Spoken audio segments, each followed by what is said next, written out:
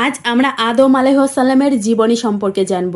সূরা বাকারায় আল্লাহ তাআলা আদম আলাইহিসসালামের কথা উল্লেখ করেছেন। যখন আল্লাহ মানুষ সৃষ্টি করার কথা ভাবলেন, তিনি ফেরেশতাদের বললেন, আমি পৃথিবীতে একজন খলিফা বানাবো। ফেরেশতারা ভাবলো আমাদের ইবাদতে হয়তো কোনো কমতি হচ্ছে, তাই হয়তো তিনি নতুন কোনো মাখলুক সৃষ্টির সিদ্ধান্ত নিয়েছেন। ফেরেশতারা আল্লাহর আরেক মাখলুকও দেখেছেন, জিন জাতি, যাদের খুব বেশি বুদ্ধি ছিল না এবং তারা ছিল লোভী। ফেরেশতারা আল্লাহকে বললেন, হে আল্লাহ, আমরা আপনার প্রশংসা ও মহিমা ঘোষণা করছি।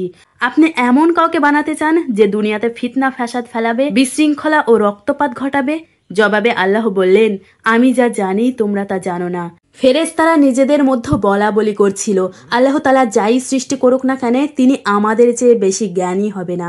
তারপর আল্লাহ তাআলা আদম আলাইহিসসালামকে সৃষ্টি করলেন এবং তাকে জ্ঞান দান করলেন ও কিছু জিনিসের নাম শিখিয়ে দিলেন। অতঃপর আদম আলাইহিসসালামকে ফেরেশতাদের সামনে পেশ করলেন এবং ফেরেশতাদের বললেন, তোমরা এই জিনিসগুলোর নাম বলো। ফেরেশতারা বলল, হে আল্লাহ, আপনি আমাদের যতটুকু শিক্ষা দিয়েছেন আমরা ততটুকুই জানি, এছাড়া কিছুই জানি না। এবার আল্লাহ আদম আলাইহিসসালামকে বললেন, হে আদম, তুমি এই সব জিনিসের নাম বলো। অতঃপর যখন আদম আলাইহিসসালাম সেই সব জিনিসের নাম বললেন, আল্লাহ ফেরেশতাদের বললেন, আমি তোমাদের বলেছিলাম যে আমি আকাশ ও পৃথিবীর গোপন জিনিস সম্পর্কে অবগত। তারপর আল্লাহ ফেরেশতাদের বললেন, তোমরা আদমকে সেজদা করো। তাই তারা সবাই সেজদা করলো, একমাত্র শয়তান সেজদা করেনি। আল্লাহ বললেন, হে ইবলিস, তোর কি হলো যে তুই সেজদাকারীদের অন্তর্ভুক্ত হলি না? শয়তান অহংকারের সাথে বলল, আমি এমন নয় যে কাউকে সেজদা করব।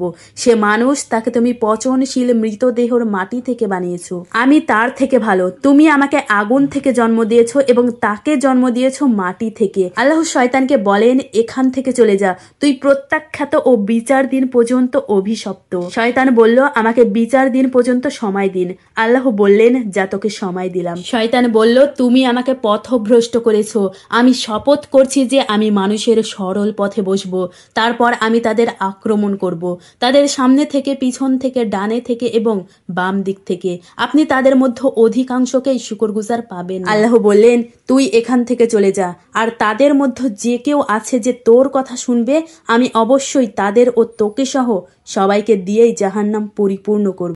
নিঃসন্দেহে তুই আমার বিশেষ বান্দাদের নিয়ন্ত্রণ করতে পারবি না। বেহেশতের সমস্ত সুখ স্বাচ্ছন্দ্য থাকা সত্ত্বেও আদম আলাইহিসসালাম স্বর্গে নিজেকে একা অনুভব করলেন। তারপর আল্লাহ হাওয়াকে সৃষ্টি করলেন যাতে আদম আলাইহিসসালাম তার কাছ থেকে শান্তি পেতে পারে।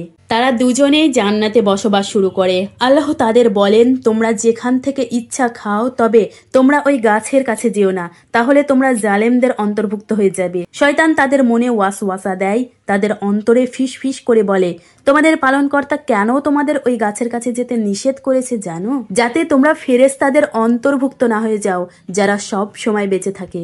শয়তান শপথ করে যে তাদের ভালো চাই, তাই মারদুদ তাদের ধোঁকা দিয়ে গাছের কাছে টেনে নিয়ে যায় এবং ফল খেতে বাধ্য করায়। আদম ও হাওয়া আলাইহিসসালাম ফল খাওয়ার পর তাদের শরীর থেকে সমস্ত বস্ত্র খুলে যায়। তারা গাছের পাতা ও ডাল দিয়ে নিজেদের আবৃত করে। আল্লাহ তাদেরকে ডেকে বলে, আমি কি তোমাদের উভয়কেই এ থেকে নিষেধ করিনি? আমি কি বলিনি শয়তান তোমাদের প্রকাশ্য শত্রু? তখন তারা বলল, হে আমাদের পালনকর্তা, আমরা নিজেদের প্রতি জুলুম করেছি, অন্যায় করেছি। যদি আপনি আমাদের ক্ষমা না করেন, আমাদের প্রতি দয়া না করেন, তাহলে আমরা অবশ্যই ধ্বংস হয়ে যাব। আল্লাহ তাদের বললেন, তোমরা উভয়ে বেহেশত থেকে নেমে যাও। এখন থেকে তোমরা একে অপরের শত্রু। এখন থেকে তোমরা পৃথিবীতেই বাস করবে, সেটা কিছু সময়ের জন্য হলেও লাভদায়ক। এখন থেকে তোমাদের সেখানেই বাঁচতে হবে, সেখানেই মরতে হবে, আবার সেখানেই জন্ম নিতে হবে। এই পৃথিবীতে আসার পর আদম আলাইহিসসালাম 40 বছর ক্ষমা প্রার্থনা করেছিলেন। অতঃপর আল্লাহ তাআলা আদম আলাইহিসসালামের প্রতি করুণা করলেন এবং তাকে ক্ষমা করে দিলেন এবং বললেন, আপনি এবং আপনার সন্তানেরা এই পৃথিবীতেই বাস করবেন। আর একটা কথা মনে রেখো, যখনই কোনো নবী আমার পক্ষ থেকে হেদায়েতের বাণী নিয়ে তোমাদের কাছে আসবে, তোমরা তার কথা শুনবে, আর যারা আমার নবীদের কথা বিশ্বাস করে না, আমার আয়াত সমূহকে অস্বীকার করে, তারা জাহান্নামে যাবে এবং সর্বদা সেখানেই থাকবে। এরপর হযরত আদম ও হাওয়া আলাইহিসসালাম পৃথিবীতেই বসবাস শুরু করেন। আদম আলাইহিসসালাম প্রায় 900 বছর বেঁচে থাকার পর মৃত্যুবরণ করেন। কুরআনের এই ঘটনা থেকে আমরা এই নির্দেশনা পাই যে শয়তান ভুল করে আল্লাহর কাছে ক্ষমা চাওয়ার পরিবর্তে অহংকারী হলেন। তিনি তার জন্যই আল্লাহ সুবহানাহু ওয়া তাআলাকে দায়ী করলেন। অপরদিকে যখন আদম আলাইহিসসালাম ভুল করলেন তখন সে তার ভুল বুঝতে পারল, স্বীকার করল এবং তৎক্ষণাৎ অনুতপ্ত হলো এবং তিনি আল্লাহ তাআলাকে খুশি করা পর্যন্ত ক্ষমা প্রার্থনা করতেই থাকলেন।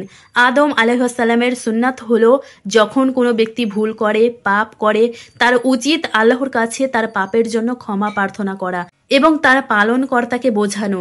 নিঃসন্দেহে আল্লাহ রাব্বুল আলামিন পরম ক্ষমাশীল, পরম দয়ালু। এটাই ছিল আদম আলাইহিসসালামের শ্রেষ্ঠ জীবনী। পরবর্তী কোন নবীর জীবনী শুনতে চান কমেন্ট করে জানাবেন। আপনি যদি নবী সিরিজে আগ্রহী হন তবে দয়া করে আমার চ্যানেলটি সাবস্ক্রাইব করবেন।